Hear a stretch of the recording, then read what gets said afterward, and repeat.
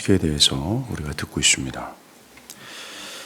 우리가 지난 시간에 언급했던 바울이 자신의 인격을 높여주는 어떤 것, 자신의 신앙적 의의를 고양시킬 수 있는 것들, 또 다른 사람들로부터 부러움을 살 만한 그런 것들을, 즉 자신의 출생과 학위와 종교적인 열정 등등을 잃어버린 것을 긍정적인 손실로 본 이유가 그리스도를 얻고자 함이었습니다. 그에게 그리스도는 그 모든 것을 잃어버리고 얻어야 할 만큼의 귀중한 분이셨습니다. 그 무엇과도 바꿀 수 없는 분이셨어요. 그리스도의 인격과 탁월함과 아름다움, 그리고 그가 하신 사역에 그 웅장할 정도의 위대한 영향력을 알게 된 그 지식이 다른 모든 것을 쓸모없는 것으로 만들어버릴 정도로 그리스도에게는 그리스도를 아는 지식이 가장 영광스러운 것이었습니다. 바울의 이 모습이 바로 그리스도의 기독교 신앙의 핵심이라는 것입니다. 믿음의 선진들이 보여준 신앙을 한번 보십시오. 그들은 그리스도의 영광을 깨닫고 그리스도에 대한 깊은 이해와 함께 그 이해 속에서 그리스도의 영광의 황홀경에 빠져 그를 찬미하는 인생을 살았습니다. 그들의 삶은 그리스도를 따르는 것이었고, 그들의 정서는 그리스도를 사랑하는 것이었고, 그들의 삶의 푯대는 그리스도를 닮아가는 것이었습니다. 이것이 기독교 신앙의 핵심입니다. 기독교 신앙이라는 겁니다. 기독교가 무엇일까라고 말할 때 출발점은 바로 예수 그리스도고, 기독교는 단순히 가르침이 아니라 인물입니다. 그 인물을 알고 황홀경에 빠져 그를 사랑하고 관계하는 것이죠. 기독교 복음의 핵심은 그리스도입니다. 이 인물에 대한 참된 지식과 그와 관계하는 것을 놓치고서는 참된 신앙을 한다는 것은 불가능한 거예요. 왜 사람들의 신앙에 불꽃이 없을까요? 왜 열의가 없을까요? 그것은 이 핵심을 잃어버렸기 때문에 그렇습니다. 왜 나의 신앙은 이렇게 굴곡질까? 나의 신앙은 때로는 불타오르다 하고 때로는 바싹 마른 정말 쭉쭉 갈라져 있는 땅과 같이 될까? 그리스도에 대한 지식이 문제입니다. 그리스도와의 관계가 문제라는 것이죠. 오늘날 교회 안에서 많은 사람들이 그리스도에 대한 깊은 이해가 없어요. 그 지식은 결핍되어 있습니다. 그 지식이 결핍되니 그리스도가 누구인 줄을 잘 알지 못하고 그 영광스럽고 크고 위대하신 여자의 후손 되신 그와 관계하고 그에게 끌리는, 그에게 매료되는 그 일들은 벌어지지 않습니다. 그 결과가 그것입니다. 우리가 이 기독교 신앙의 핵심을 잃어버리고서는 신앙을 영위한다는 것은 불가능합니다. 그럼 매우 주일날 교회 올 때 형식적일 거예요. 의무감으로 그의 어깨는 무거워질 겁니다. 하나님을 예배하고 그리스도를 피는 이 시간, 이 예배 시간이 너무나도 딴번하고 별 의미가 없게 될 것이 분명합니다. 왜요? 그에겐 이 그리스도라고 하는 기독교 신앙을 잃어버린 채 신앙의 형식적인 옷을 덧입고 있기 때문에 그렇습니다. 그래서 우리는 이 성탄절을 기점으로 그리스도의 인격과 사역을 보기 시작했어요. 지난 시간 성경의 가장 첫 부분에서 그리스도를 여자의 후손으로 소개하는 것을 봤습니다. 이 여자의 후손, 이 단 한 명의 사내 아이가 죄와 죄가 가져다준 모든 저주와 고통의 역사를 종식시킬 유일한 존재라는 사실을 통해 우리는 그리스도의 탁월함과 영광을 봤습니다. 나아가 그가 인류를 저주에 빠뜨린 죄의 원흉인 마귀의 머리를 밟으실 유일한 존재라는 사실을 통해 그리스도의 전능하신 영광을 또 봤어요. 오늘도 구약에서 언급한 그리스도의 인격과 사역을 보길 바랍니다. 그리스도께서 이 땅에 오시기 500년 전이죠. 다니엘서 7장은 이 그리스도를 인자, 즉 사람의 아들로 소개합니다. 우리가 읽은 다니엘서 7장은 바벨론 벨사살 왕 원년에 다니엘이 본 환상에 대한 기록입니다. 우리가 읽은 본문 바로 전까지요. 7장 1절부터 바로 전 9절까지 다니엘이 환상을 보는데 무시무시한 힘을 지닌 네 마리의 짐승이 순차적으로 등장합니다. 이 짐승들은 지상에 나타나서 하나님의 백성들을 약탈하는 열강들입니다. 이 제국은 또 다른 제국에 의해 멸망이 되고 그 반복되는 역사 속에서 끔찍한 장면이 펼쳐지는데 그 어마어마한 힘을 지닌 열강들이 하나님의 백성들과 대적하여 전쟁을 벌입니다. 창세기 3장 15절에서 뱀의 후손과 여자의 후손의 갈등을 예언하셨는데 그것이 현실 세계에서 그대로 이루어진 것을 그는 보게 된 거죠. 그때 다니엘은 눈을 들어 하늘을 봅니다. 그가 본 하늘의 광경이 우리가 읽은 본문이에요. 내가 보니 왕자가 놓이고 옛적부터 항상 계신 이가 자정하셨는데 그의 옷은 희기가 눈 같고 눈의 머리털은 깨끗한 양의 털 같고 그의 보좌는 불꽃이요 그의 바퀴는 타오르는 불꽃이며 불이며 강처럼 흘러 그 앞에 나오며 그를 섬기는 자는 전천이요 그 앞에서 모셔든 자는 만만이며 심판을 베푸는데 책들이 펴 놓였더라. 누구를 묘사할 건가요? 누구를 묘사하는 것일까요? 성부 하나님입니다. 그때 내가 작은 뿔이 말하는 큰 목소리로 말미암아 주목하여 보는 사이에 짐승이 아까 얘기했던 그 열국들 하나님의 백성들과 그 어마어마한 힘으로 대적하여 전쟁이 벌이는 그 짐승이 죽임을 당하고 그 시체가 상한 바 되어 타오르는 불에 던져졌으며 그 남은 짐승들은 그의 권세를 빼앗겼으나 그 생명은 보존되어 정한 시기가 이르기를 기다리게 되었더라. 13절 14절 내가 또 밤 환상 중에 보니 인자 같은 이가 하늘 구름을 타고 와서 옛적부터 항상 계신 이에게 나아가 그 앞으로 인도되매 그의 권세와 영광과 나라를 주고 모든 백성과 나라들과 모든 다른 언어를 말하는 모든 자들이 그를 섬기게 하였으니 그의 권세는 소멸되지 아니하는 영원한 권세요 그의 나라는 멸망하지 아니할 것이라. 몇 구절 뒤에 이 짐승들이 완전히 심판을 받아 멸망하는 장면을 기록을 합니다. 우리가 읽은 26절에서 28절. 그러나 심판이 시작되면 그는 권세를 빼앗기고 완전히 멸망할 것이요 나라와 권세와 온 천하 나라들의 위세가 지극히 높으신 이의 거룩한 백성들에게 붙임받으리니 그의 나라는 영원한 나라며. 여러분들 우리가 읽은 11절과 12절에서 짐승이 죽임을 당하고 그의 시체가 상한 바 되고 타오르는 불에 던져지고 그 남은 짐승들은 완전 패잔병의 모습으로 그의 권세를 빼앗기고 생명은 보존되어 정한 시기 즉 심판의 때가 이르기를 기다리게 한 장본이니 바로 13절에 나오는 인자 같은 이에요. 26절에서 패잔병들로 남아있는 악의 세력들을 완전히 멸절하실 분이 바로 인자 같은 분입니다. 바로 이 인자 같은 이가 그리스도 예수예요. 복음서에서 예수님을 인자로 지칭하는 경우가 유사구절을 제외하고도 50번 정도가 됩니다. 그런데 예수님을 인자라고 부르는 이가 여러분 오직 예수님밖에 없다는 걸 아십니까? 복음서에서도 누구도 예수님을 인자로 부르지 않았습니다. 단순히 이 통계를 근거해 보면 인자는 예수님 자신 스스로를 지칭하실 때 가장 즐겨 쓰는 표현이다라고 알 수 있습니다. 특별히 인자 앞에 정관사 너를 삽입하심으로써 그 인자라고 기록하는 것을 보면 예수님은 분명히 자신을 우리가 읽은 다니엘 7장의 배경으로 자신을 그 인자로 칭하신다라고 알 수 있다는 것입니다. 여기에서 예언되었던 인자 같은 이가 바로 자신이라는 정체성을 가지셨고 그의 활동과 사역이 바로 여기서 나오는 인자로서의 활동과 사역이라는 것을 확실히 하시는 거죠. 나아가 그것을 우리에게 가장 많이 표현했다라는 것은 예수님의 인격과 사역이 인자로서 하는 것임을 강조하기 위해서임을 알 수 있다는 것입니다. 그가 창세기 3장 15절에 나오는 여자의 후손이며 그의 활동은 마귀의 일을 멸하는 것이며 그의 사역의 의미는 죄인들을 마귀의 세력에서 자유케 되는 것이라는 것입니다. 이것을 예수님은 유사 구절을 다 제외하고도 50번 그 이상으로 상당수 자신을 인자라고 얘기하셨습니다. 그리고 제자들이 자신을 인자로서 바라보기를 바라셨다는 거예요. 예, 지금도 마찬가지입니다.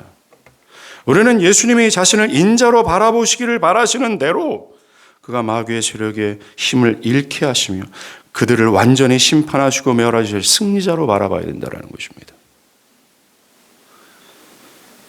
우리가 읽은 다니엘서 7장은요. 이 다니엘의 환상에는 세 가지 요소가 있습니다. 가장 먼저는 흔들리지 않고 견고히 다스리시는 하나님을 보여줍니다. 7장 2절에서 8절에서 순차적으로 등장하는 네 짐승들이 있어요. 이 짐승들은 아까 말씀드린 바처럼 성도들을 대적하고 괴롭히는 창세기 3장 15절에서 언급했던 마귀의 세력들입니다. 다니엘이 본 환상은 하나님의 나라와 어둠의 세력의 갈등이라는 맥락에서 세계사를 보여줍니다. 이게 우리 세계사 역사의 진실이라는 것입니다. 창세기 3장 15절에서 뱀의 후손과 여자의 후손은 끊임없는 갈등과 격돌의 역사로 진행될 거라고 하면서 인류의 역사가 어떻게 흘러가는지 그 역사의 진실을 하나님은 이미 예언하셨어요. 그것을 본 게 사도 바울입니다. 에베소 6장에 극시함하고 치열한 갈등과 전쟁이라는 거죠. 여러분들이 그리스도를 믿는 순간 역사는 여러분들은 악의 편에 섰던 여러분들은 이제 하나님 백성들의 편에 서서 갈등과 회오리같이 휘몰아치는 전쟁의 역사로 들어가게 되는 거예요. 예, 우리의 삶의 진실이 그겁니다. 그래서 하나님은 우리를 좋은 군사, 즉 용맹한 용사로서 살아가도록 우리를 부르셨어요. 예, 신자는 이 격돌의 역사 속에서 살아가는 용사예요. 여러분들의 신분을 똑띠게 하십시오. 뒤로 물러나 침륜에 빠지는 것이 아닙니다. 상황과 환경에 따라 신앙하고 안 하고 하는 사람들이 아니라는 겁니다. 우리는 대장의 명령을 향해서 계속 전진해야 될 용맹스러운 용사라는 것을 기억하십시오. 그것을 보여주는 것이 신앙이에요.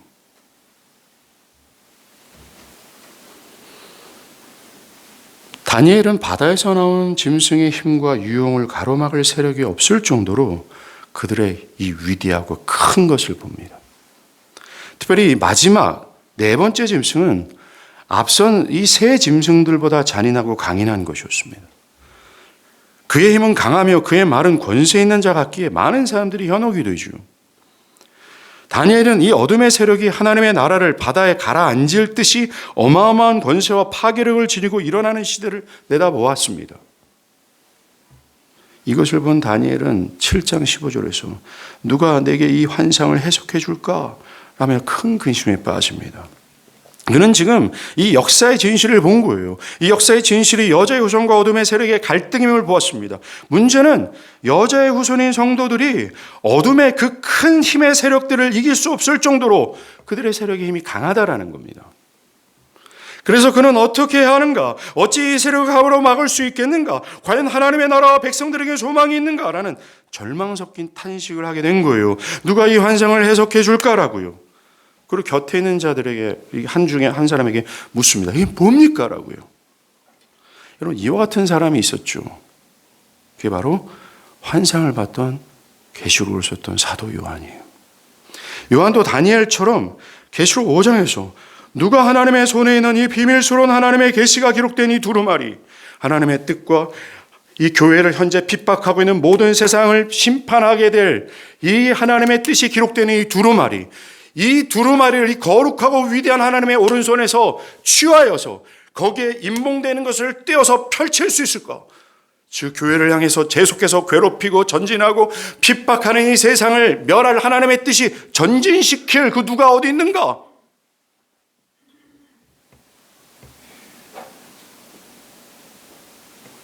그것이 없다, 그 누가 없다라는 사실로 크게 슬퍼했습니다.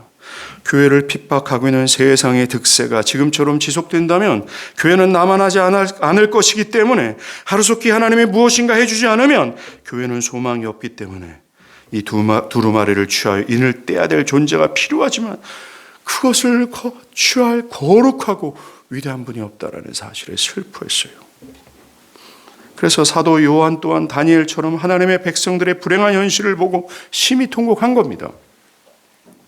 여러분들, 두 인물은 모두 계시되는 이 생생한 환상에 깊이 빠져든 나머지 그 환상에 자신이 참여한 듯한 태도를 보였습니다. 그저 객관적 입장에서 구경을 한 것이 아니었어요. 이 환상이 역사와 자신들의 삶의 진실임을 알았습니다.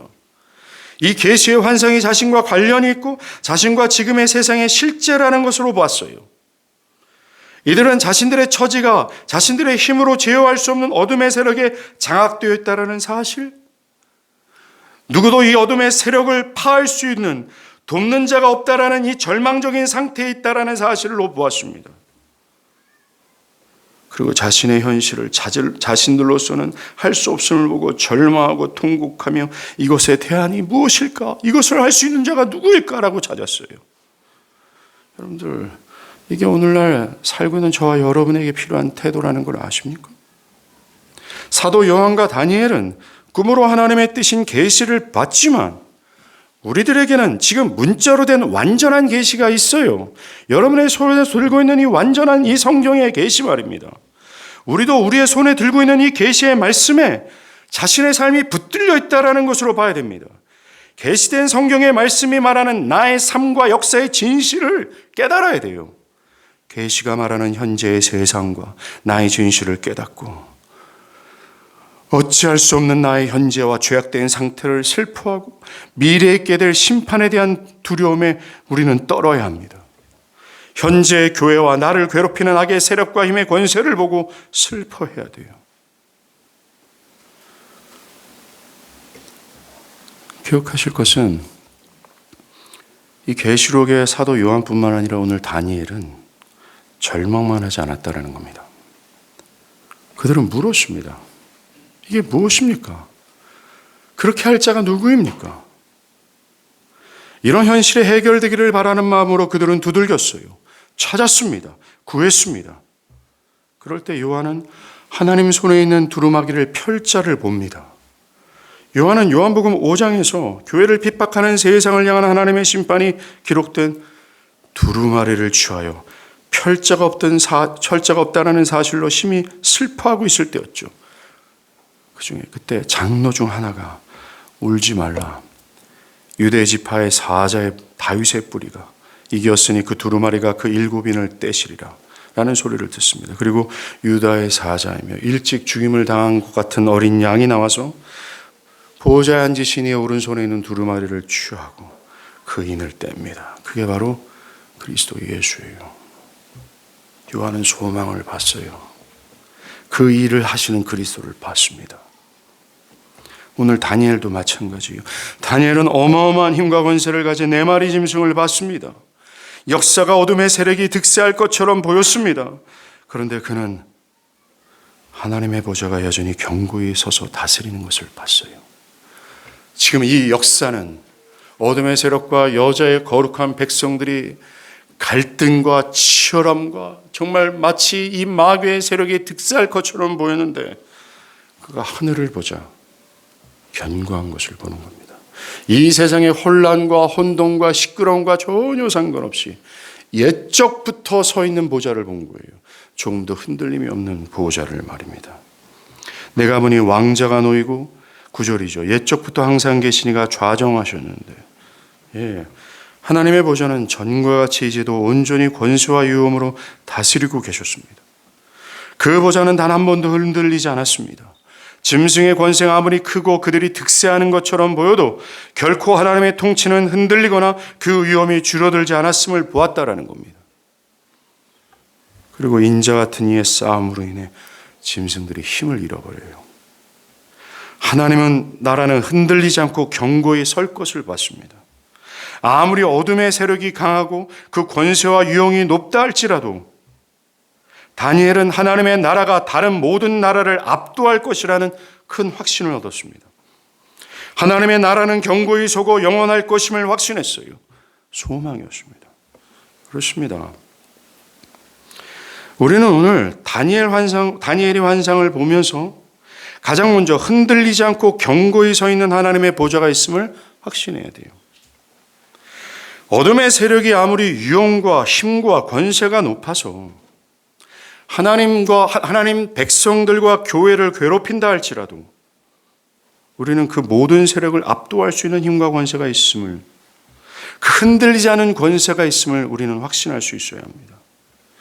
어둠의 세력이 여러분의 삶을 흔들고 여러분의 삶이 고통과 답답함으로 일관된다 할지라도, 그리고 여러분이 홀로 남겨져서 외로움과 허무함이 여러분을 언습할 때에도 우리는 하늘을 보면서 여전히 옛적부터 흔들리지 않고 견고한 권세와 엄청난 힘으로 우리를 다스리시고 세상의 역사를 정말 주무르시고 나의 삶을 인도하시고 나와 함께 하시는 그 영광스러운 하나님을 볼 수 있어야 된다는 거예요. 또한 지금의 교회가 세상에 잠식되고 진리가 희미해진 지금의 교회를 보면서 이제 교회는 소망이 없구나. 어찌 지금의 교회가 2000년 전에 그 생기 있는 교회로 돌아갈 수 있을까? 탄식하는 목소리가 가득해도 우리는 여전히 모든 세상을 다스리고 통치하신 하나님의 건지함을 믿어야 돼요. 만약 다니엘이 하늘을 보면서 옛적부터 계신 그 견고한 보좌, 흔들리지 않은 보좌를 우리가 이 계시된 성경에서 볼 수만 있다면 가히 소망일 거예요. 여러분들은 그 어떤 것에도 뒤로 물러나지 않게 될 겁니다. 가히 용기일 거예요. 여러분들은 그 무엇에서도 두려워하지 않을 가히 용맹일 것이 확실할 것으로 저는 확신하고 또 확신합니다. 희미한 눈이 벗겨져서 죄악으로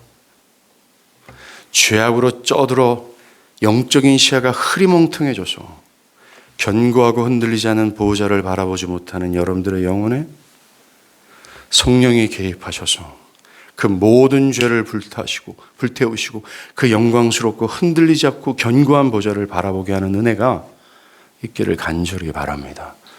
그렇지 않으면 우리에겐 소망이 없어요. 오늘 우리가 보고 있는 다니엘 환상이 주는 두 번째 요소는 악에 대한 심판입니다. 이 환상은요, 두 번에 걸친 승리를 보여줍니다. 첫 번째 승리는 마귀의 머리가 밟혀 그들이 패잔병처럼 되는 승리며, 다르게 말하면 최후 승리를 거두기 전에 그들의 숨통만 남겨놓는 승리이고, 두 번째 승리는 완전한 심판입니다. 첫 번째 승리는 그리스도의 죽음과 부활, 승천과 하늘의 오르심을 통한 승리예요.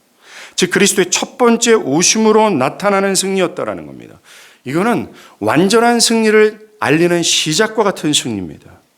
그의 십자가의 죽음과 부활로 인해 세상의 임금, 어둠의 세력이 힘을 잃어버렸지만 아직은 그들이 완전히 불못에 던져지지는 않았습니다. 그러나 두 번째 완전한 승리는 주님이 마지막 날 영광스러운 모습으로 다시 오실 때 거두는 승리예요. 다니엘은 옛적부터 하늘에 놓인 보좌에 앉아 계신 하나님을 보지요. 그것이 우리가 읽은 9절에서 10절입니다. 그리고 13절과 14절에 하늘 구름을 탄 인자가 옛적부터 항상 계신 하나님께 나아가는 것을 묘사해요. 인자는 절대적인 권능을 지닌 분에게 나아갑니다. 이 권능은 오직 하늘에 있는 보좌에 앉아 계신 하나님에게만 있어요. 그런데 하나님에게 나아간 인자에게 하나님은 이 권세와 능력을 주시고 영원히 누릴 것임을 허락하십니다. 이 권세와 능력을 지니신 분이 바로 인자예요. 다니엘은 이 환상을 통해 인자가 어둠의 세력을 이길 수 있는 절대적인 권능을 지닌 분임을 보았습니다. 이 환상과 이 환상의 의미를 알게 된 다니엘에 대해 성경은 이렇게 기록합니다. 나 다니엘은 중심에 번민하였으며 내 얼굴빛이 변하였으나 내가 이 일을 마음에 간직하였다. 지금 다니엘은 짐승을 멸하시고 옛적부터 놓인 절대적인 권능이신 하나님께 나아가 하나님만이 갖고 있는 그 권세와 유용을 받으실 그 인자가 누구일까? 그 인자는 언제 오시는가? 라며 그를 고대했을 것이 분명합니다. 현재 북이스라엘은 오래전에 멸망하여 역사 속에서 사라졌고 자신의 고향 남유다 예루살렘 성과 성전은 바벨론에 인해 산산이 부서져 파괴됐습니다. 아직 이 예루살렘 성에 무너진 잔재 속에서는 흙먼지가 날리고 있고 바벨론 제국의 힘과 유용은 네 번째 짐승처럼 위풍당당하여 그들의 억압적인 힘은 무시무시할 정도의 상황이에요. 이런 암울한 시대에 살고 있던 다니엘의 영혼은 그가 본 이 위대한 환상에 바로 사로잡혔을 것입니다. 그리고 그는 인자를 보았고 현재 암울한 자신의 처지를 뒤바꿔 놓을 그 인재에 대한 기대감으로 사로잡혔을 것이 분명하죠. 다니엘은 비록 절망과 암울한 현실에 돌아와 살았지만 그의 내면 저면에는 인자로 말미암는 승리를 생각하며 오늘을 살아갔을 것임이 분명해요. 격변하고 곤고한 시대의 포로로서 바벨론에 살고 있던 다니엘은 보좌에 앉으신 하나님과 미래의 어느 날 인자 같은 이가 심판하시고 하나님을 모욕하고 하나님의 백성을 핍박하는 짐승들이 멸망하는 꿈을 꾸며 살았을 것입니다. 지극히 높으신 이가 성도들의 원한을 풀어주고 그들에게 나라를 주시는 광경을 기억하며 살았을 것이 분명합니다. 그는 이 사실을 눈으로 보고 귀로 들었어요. 인자 같은 이이신 그리스도를 눈으로 보고 귀로 들었습니다. 그런 말미암아 최후 승리를 봤어요. 그렇게 눈으로 보고 귀로 들은 자처럼 그는 현실을 살았을 것입니다. 이것을 봤던 다니엘이 어찌 두려워하고 절망에 빠졌겠습니까?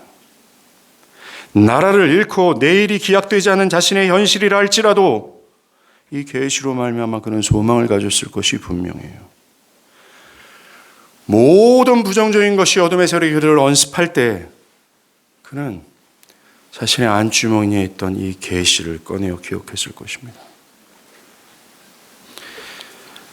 짧게는 그의 바람이 진짜 현실로 이루어져요. 바벨론 포로 70년 후에 이스라엘은 다시 회복됩니다. 이 70년 후에 이스라엘이 회복되는 거 있잖아요. 이 환상이 가시적으로 나타난 이 사건은 미래에 있게 될 영원한 심판과 구원을 예표하는 사건이에요. 이 사건이 말해주는 그 미래의 일은 바로 저와 여러분의 것이라는 걸 아십니까? 우리는 죄와 죄의 머리가 되는 마귀의 세력으로 눈물과 고통, 죽음과 파괴라는 역사의 진실 속에 살아가고 있습니다. 예, 지금 여러분은 그렇게 살아가고 있습니다. 치열함과 혼돈과 전쟁과 같은 이 고통의 시대를 우리가 살고 있다. 맞습니다. 다니엘이 이스라엘의 조상들의 범죄로 바벨론에서 살아가듯 우리도 우리의 조상 아담의 범죄로 세상에 득세하는 현실 속에서 살아갑니다. 그래서 우리는 죄의 잔이라 할 수 있는 슬픔과 열등감과 불안과 두려움과 질병과 죽음과 같은 고통 속에서 신음하지요. 이렇게 격분하고 공고한 시대를 살아가지만 우리는 다니엘보다 더 확실한 계시의 말씀으로 미래를 볼 수 있어야 돼요. 우리는 우리가 보고 있는 나를 좌절케 하는 현실, 죄가 가져다준 두려움과 절망과 열등감과 미래에 대한 암담함을 뚫고 더 깊은 진실을 볼 수 있어야 합니다. 여러분들, 다니엘이 표면적으로 봤던 것은 바벨론이었어요. 표면적으로 그에게 눈에 보이는 것은 바벨론의 포로였습니다. 압박이었어요. 그런데 그는 표면적인 진실을 뚫고 더 깊은 진실을 봤어요. 환상이었습니다. 우리도 마찬가지가 되어야 된다는 거예요.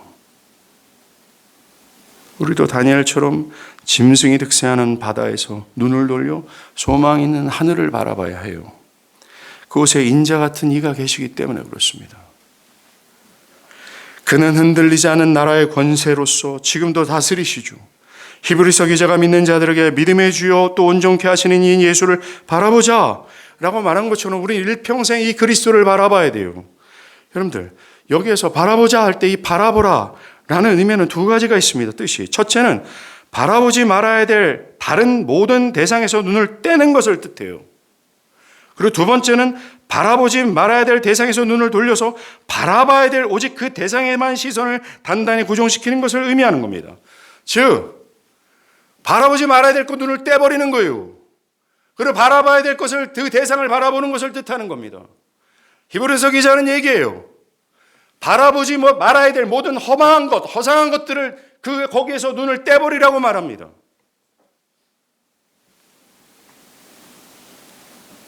여러분들이 바라보지 말아야 될, 눈을 돌려야 될 그 대상들이 누구예요? 여러분이 헛되이 기대하고 있는 혹시 이것이 저것이 나의 삶의 평안과 안락함을 주지 않을까? 여기는 모든 우상들이 아닙니까? 그것을 바라볼 때 하나님을 잃어버리게 하는 그 모든 것들을 그 시선을 떼어 우리가 고정시켜야 될 그 대상을 바라봐야 돼요. 그분이 예수라고 말합니다. 인자이신 그리스도를 대표적으로 묘사한 선지자가 이사야인데, 이사야는 그리스도는 언약적 사랑의 풍성한 분으로 묘사했습니다. 즉 우리의 행위와 형편과 관계없이 그리스도의 죽음 안에서 약속하신 것 안에서 고갈되지 않고 흔들리지 않으며 확고부동하게 일방적으로 자비와 긍휼을 쏟아시는 분이라고 소개합니다. 그는 엄청난 자기 절제와 자기 통제 속에서 이 약속을 신실하게 지켜나가신다라고 말합니다. 그래서 그는 꺼져가는 심지와 같은 결정과 약함 투성인 우리를 끝날까지 최후 승리까지 지키시는 분이라고 말합니다. 사랑의 풍성한 그리스도를 바라보십시오. 제발 허탄한 것, 이미 사라질 것을 마음에 두지 마십시오. 여러분에게 소망을 줄 수 없는 것, 부동산, 사람, 직업, 좋은 환경 등등 결국 여러분에게 소망을 줄 수 없는 허망한 것들입니다. 믿음의 주여 온전케 하시는 이를 다니엘처럼 바라보세요. 혼돈의 역사 속에서 살아가는 사랑하는 여러분, 이 혼돈의 역사 속에서 여러분들이 가끔씩 신음한다고 가끔씩 고통을 느낀다고 해서 이 혼돈의 역사가 그때는 잠시 사라졌다라고 생각하면 안 됩니다. 여기서 여러분들이 살 수 있고 소망을 가질 수 있고 위로를 얻을 수 있는 분은 그리스도밖에 없어요. 그래서 우리는 바울처럼 고백해야 됩니다. 나에게 위로와 평안을 줄 수 있는 것들, 그런 것처럼 보일 만한 것들, 나를 부유하게 만들고 나의 삶을 반석에 놓일 수 있을 만한 것들, 나에게 유익이 되는 모든 것들을 우리는 긍정적인 것, 손실로 생각하면서 그것을 잃어버린 해로 여겨야 된다는 겁니다. 왜요? 그리스도를 얻기 위해서 말이죠.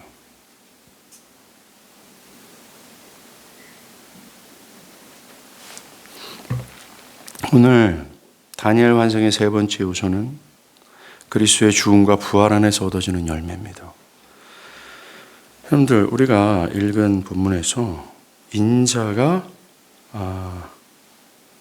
이렇게 어디를 향해 갑니다. 이것을 주목할 필요가 있어요.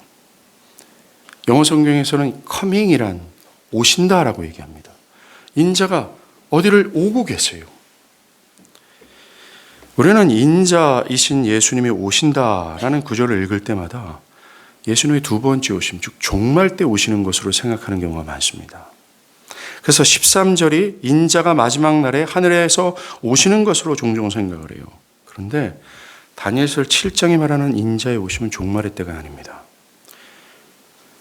내가 또 환상 중에 보니 인자 같은 이가 하늘 구름을 타고 와서 옛적부터 항상 계신 이에게 나아가 이 그 앞으로 인도되매. 다니엘이 본 환상에서 인자 같은 이가 하늘의 구름을 타고 가시는 곳은 이 땅이 아닙니다. 옛적부터 항상 계신 이를 향하고 있어요. 즉 본문에서 말하는 인자의 오심은 종말의 오심이 아니라 그리스도께서 성육신하시고 죽으시고 부활하셔서 그의 모든 사명을 다 끝내신 이후에 하늘로 승천하셔서 하나님의 보좌를 향해 오시는 것을 의미합니다.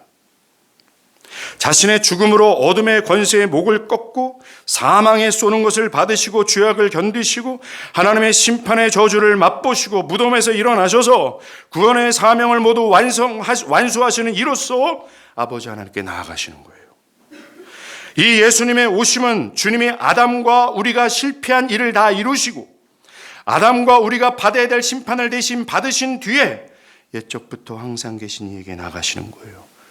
그런 이유에 하나님은 14절에 죽음으로 승리하신 당신 인자 같은 신이 당신의 하나밖에 없는 그 아들에게 권세와 모든 영광과 나라를 허락하시고 모든 백성과 나라들과 다른 모든 언어들을 말하는 모든 자들을 그의 백성으로 허락하시는 거예요.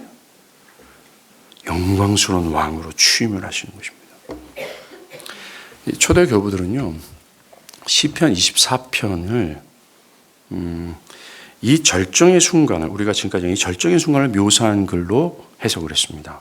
시편 24편은 문들아 너희 머리를 들을지어다. 영원한 문들아 들릴지어다. 영광의 왕이 들어가시리로다. 영광의 왕이 누구시냐? 강하고 능한 여호와시요 전쟁에 능한 여호와시라. 문들아 너희 머리를 들을지어다. 영원한 문들아 들을지어다. 영광의 왕이 들어가시리로다. 영광의 왕이 누구시냐? 만군의 여호와께서 곧 영광의 왕이시다. 여러분들, 교부들은요, 이 구절이 다윗이 천국 주민들이 지켜보는 가운데 문들아 너의 머리를 들을지어다 영광의 왕이 들어가신다 라는 이 천사의 합창들과 함께 모든 죽음의 세력을 이기신 주님이 하늘의 예루살렘 성, 그 천성의 문을 열고 입성하는 장면을 묘사한 것이다 라고 말했어요. 그 장면을 본 이 하늘의 성곽에 있던 사람들이 이렇게 반응합니다. 이 영광의 왕이 누구냐? 누구이기에 하늘의 예루살렘 성문을 활짝 열어야 하는가?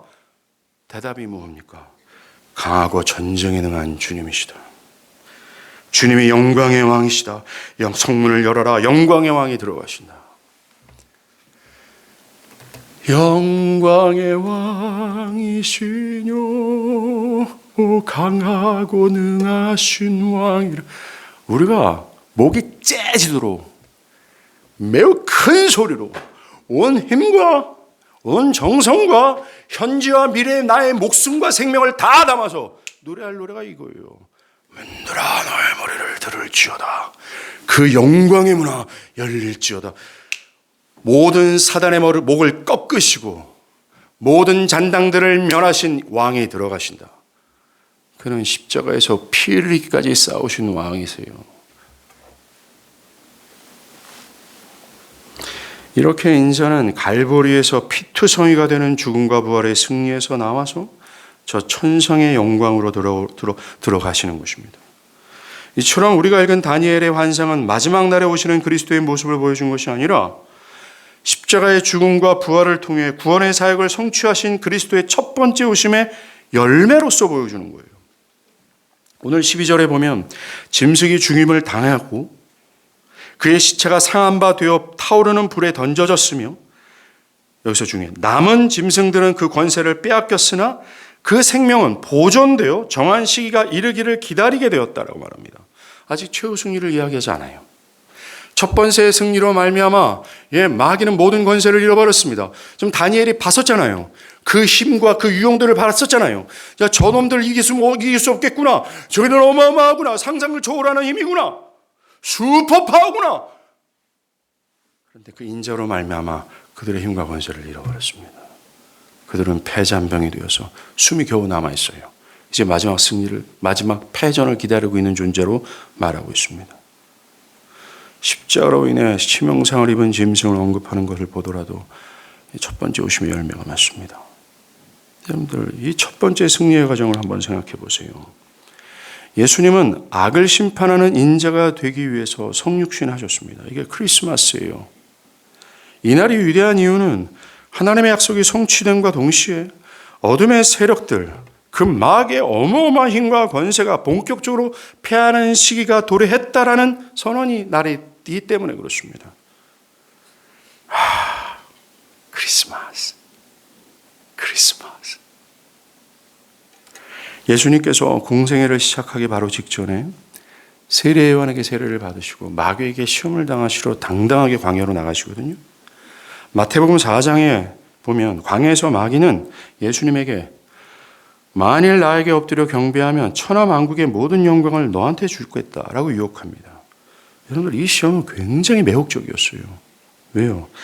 여러분들, 사단에게서 세상의 나라를 되찾는 것이 바로 아버지께서 예수님을 보내셔 맡기신 사명이기 때문에 그렇습니다. 그런데 지금 사단이 그 사명을 완수할 수 있는 천하 만국을 주겠다 하니 이 손쉬운 이 매력, 이 매혹적인 이 시험, 얼마나 달콤한 유혹이겠습니까? 그런데 그것을 얻기 위해서는 대가를 지불해야 되는데 그 대가는 아담과 하와가 치렀던 값이에요. 바로 불순종입니다. 마귀에게 절하면이라는 대반역이 그 대가였다라는 겁니다. 이 시험은 확실한 보상이 주어지기에 매우 유혹적이었어요. 그러나 우리 주님은 그 관계를 꿰뚫어 보고 사단아 물러가라. 라고 사단을 꾸짖으셨습니다. 시험과 유혹을 도리어 공격의 수단으로 사용하셨어요. 거절을 통해서 말입니다. 예수님은 사단의 왕국이 그때까지 전혀 경험하지 못했던 치명적인 첫 번째 타격을 가한 겁니다. 여러분들, 이전의 인류의 역사에서 이런 정도의 유혹과 시험을 이겨낸 사람이 없습니다. 이 정도의 유혹과 이 매력적인 이 매혹에 넘어가지 않는 사람들이 없었어요. 아담과 예수님 사이에 있었던 모든 인류들 중에 매혹적인 유혹, 이 시험에서 거절한 사람이 아무도 없습니다. 아브라함도, 이삭도, 야곱도, 모세요, 심지어 다윗도, 히스기야도 없어요. 그들은 모두 이런 정도의 크기보다는 한 명의 여자, 어느 정도의 불안, 어떤 두려움, 그 정도의 유혹에 쉽게 넘어졌습니다. 이 일은 본래 첫 번째 아담에게 있어야 될 일이었어요. 첫 번째 사람은 순종을 통해 뱀의 머리를 부숴야 했지만 그런 매혹적인 유혹에 넘어가 버렸습니다. 그리고 그 후로 누구도 사단에게 이렇게까지 대항하지 못했어요. 그 누구도 이 정도의 유혹을 견디지 못했습니다. 그런데 유혹을 거절하신 예수님의 순종으로 인간 역사상 처음으로 사단은 후퇴하기 시작했습니다. 예수님의 승리는 온 인류 역사상 사단의 왕국에 커다란 구멍을 내는 최초의 승리였어요. 여러분들, 이것이 우리의 삶에 있어야 되는 것이 아니겠습니까? 우리는 주님의 뒤를 따르는 존재들이잖아요. 우리의 원수 마귀를 후퇴하게 하고 그들의 왕국에 치명타를 입히는 방법이 뭔 줄 아십니까?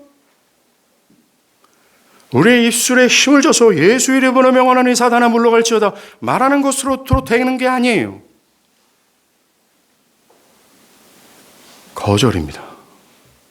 유혹을 거절하는 겁니다. 내 견해와 정신으로 침투하는 세상 정신을 거절하는 겁니다. 하나님의 옳지 않다라는 감정을 유지하는 것을 거절하는 겁니다. 하나님의 뜻을 거절하고 따르라고는 모든 삶의 상황들을 거절하는 겁니다. 지금 바울이 그랬잖아요. 예수님을 놓치게 하는 나의 위상을 높이는 것들, 나의 신앙적 의의를 고취시키는 것들, 나의 모든 것을 격상시키는 모든 것들을 거절하지 않았습니까? 지금 적극적으로 말하면 하나님의 말씀에 순종하는 것이 여러분이 마귀의 시험을, 마귀를 이기는 것이고 마귀의 왕국에 치명타를 가한다는 것을 아십니까? 저는 도덕적인 삶을 살아가라고 이야기하는 것이 결코 아닙니다. 하나님의 뜻에 순종하는 거예요.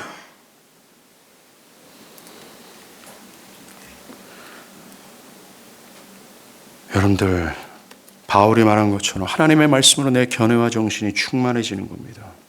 그래서 그 견해와 정신 안에 있는 하나님의 말씀에 어떠한 상황과 처지에서 순종하게 되는 것이죠. 세상 일로 절망의 나락에 있을 때에도, 염려와 두려움이 나의 현재에 엄습할 때에도, 내가 원하는 대로 삶이 진행되지 않을 때에도, 푸른 초장에 누워 있을 때에도 우리는 그때 순종하게 된다면 원수 마귀가 후퇴하고 그들에게 치명타를 입히는 겁니다. 만약 여러분이 주님처럼 죽기까지 순종하게 된다면, 즉 매우 어려운 상황에 순종하게 된다면 그것이야말로 마귀 왕국의 정중앙에 타격을 입히는 거예요. 그래, 이 뒤를 따르십시오. 이제 우리 주님은 자신이 인자로서의 사역을 완수하는 십자가에 오르십니다. 인자이신 예수님은 십자가에서 그의 모양이 타인보다 더 상하고 그의 상한 모습으로 많은 사람이 그에 대해 놀라게 될 정도로 나서야 보좌에 오르세요. 이사야서 52장 14절에 이 구절에 대해서 알렉 모티어는, 이 구절은 한 사람이 지니는 인간과 관련된 외관이 훼손되었다라는 의미다. 그를 본 사람들은 불쾌해져서 뒷걸음질치며 이자가 그 종이냐, 심지어 이자가 인간이냐라고 묻는 것이냐. 알렉 모티어가 말한 것처럼 예수님은 인간으로 보이지 않을 정도로 상해야 했습니다. 우리 죄를 덮어 쓰셨기에 하나님은 그를 자신의 아들로 보지 아니하시고 그를 당신의 영광을 훼손하고 자신의 뜻을 반역한 첫 아담과 그의 후손으로 보시며 그에게 형벌을 가하신 거예요.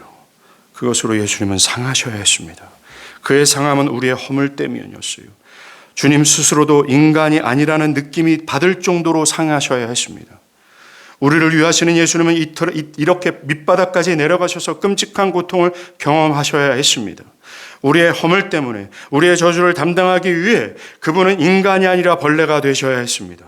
당신을 반역한 자의 형벌을 감당하기 위해 죽기까지 복종하셨습니다. 이 끔찍스러운 저주스러운 명령에 타락한 아담과는 달리 아담이 실패한 그 자리에서 아담보다 순종하기 훨씬 어려운 그 앞에 죽기까지 순종하셨어요.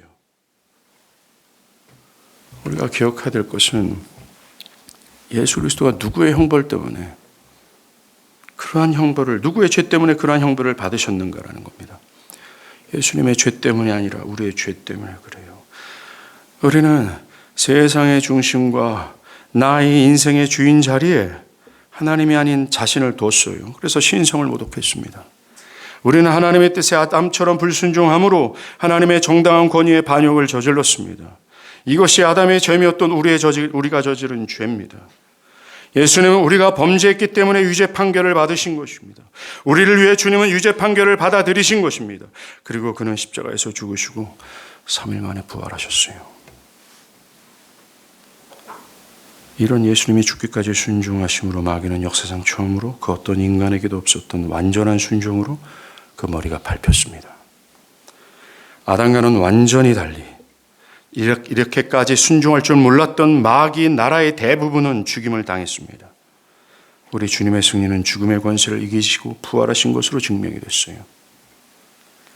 그리고 우리가 읽은 본문처럼 옛적부터 계신 보좌 앞으로 그분이 가시는 겁니다. 승리자의 모습으로. 예수님은 죽기까지 순종하심으로 마귀의 머리를 밟으시고 마귀는 이제 멸망한 날만 남겨져 있는 상태가 됐습니다.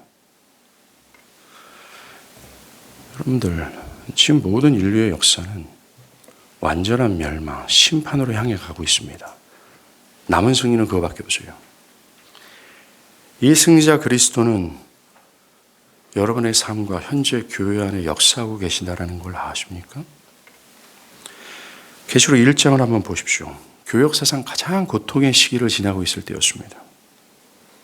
교회는 로마 제국으로 인해 불타 사라져가고 사도들은 전부 다 목배임을 당하고 마지막 사도인 요한은 밤모섬에 체포가 됐잖아요. 더 이상 교회는 소망이 없어 보였습니다. 교회는 이제 역사 속으로 사라지게 될 거다라는 상황에 있었어요. 바로 그때에 이 인자가 성경 마지막 부분에 한 번 더 등장합니다. 계시록 1장 12절 18절 일곱 금초대 사위의 인자 같은 이가 발에 끌리는 옷을 입고 가슴에 금띠를 띠고 그 머리와 털의 희가 흰 양털 같고 눈 같으며 그의 눈은 불꽃 같고 두려워하지 말라 너는 처음이요 마지막이니. 여러분들 지금 인자 같으신 이가 일곱 교회 가운데 등장해 가시고 일곱 교회 가운데 막 거느시고 계세요. 그들 안에 함께 계시고 그들 안에서 활동하고 계시는데 그 인자 같은 이를 묘사할 때 오늘 우리가 읽은 13절과 14절에서 그 성부 하나님의 권세를 묘사한 표현을 그대로 쓰고 있지 않습니까? 그 인자 같은 이는 하나님과 같은 권세와 힘과 영광스러움을 지니고 계신 분임을 묘사하고 있어요. 여러분들, 이 시기에 등장한 인자 같은 이가 누구예요? 바로 그리스도 예수입니다. 혼돈과 탄압의 시련 가운데서 여전히 건재하게 교회와 함께하고 계심을 보여주는 겁니다. 여전히 교회를 위해 일하시고 싸우시는 것을 보여주는 거예요. 이것이 그 당시 패배의식에 사로잡혀서 불신 가운데 있었던 교회를 향한 메시지였어요. 그런 상황에 교회가 회복될 수 있는 주님의 위로였습니다. 다르게 말하면 교회가 이걸 들어야 된다는 거예요. 이걸 통해서 위로를 받아야 된다는 겁니다. 뭐예요? 인자 되신 그리스도께서 교회와 함께 하시고 여전히 교회를 위해 일하시고 교회를 위해 싸우신다는 것입니다. 사랑하는 여러분,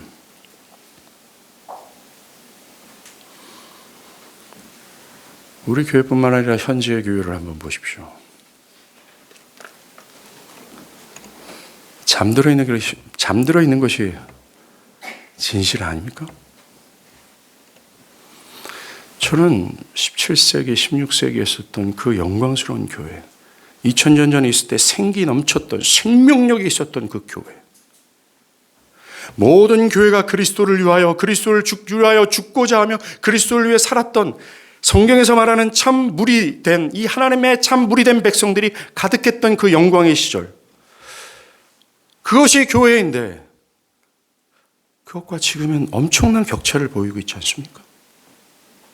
그때 믿음의 선진들과 지금 나의 신앙의 모습을 견주어 볼 때 우리는 비참한 생각이 들 정도로 우리는 부끄럽게 짝이 없는 모습으로 신앙하고 있는 것이 현실 아닙니까?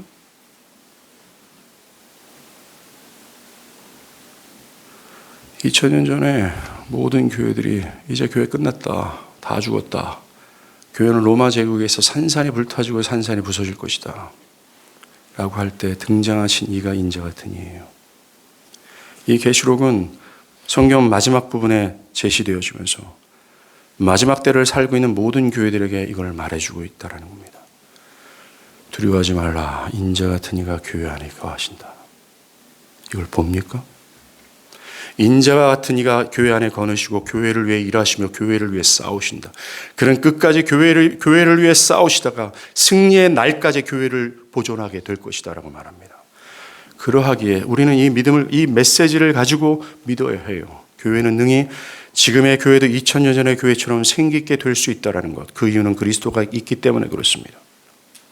16세기와 17세기의 교회처럼 그들 안에 참 하나님의 백성들로 가득 찬 교회가 현재의 교회가 될 수 있다는 믿음을 가질 수 있어요. 왜요? 그 안에 역사하시는 그리스도 때문에 그렇습니다. 자, 마지막으로 한번 보십시오. 여러분들의 영혼이 생기를 잃어버렸습니까? 자, 한번 보십시오. 여러분들의 불꽃이 사라졌습니까? 나는 바울과 같은 정서는 필요 없습니다 라는 태도를 가지고 있습니까? 나는 안 될 거라고 절망하고 있습니까? 절대로 그런 절망과 낙담에 빠지지 마십시오. 그리스도가 있기 때문에 그렇습니다. 그분은 전능하시고 하나님의 권세와 유용을 취하신 분이시며 그분은 하나님 나라의 왕이시며 그 나라는 견고하고 영원합니다. 그리스도, 이 인자 같은 그리스도로 말미암아 그 여러분들의 내면이 불타오르기를 간절히 바랍니다. 기도하시겠습니다.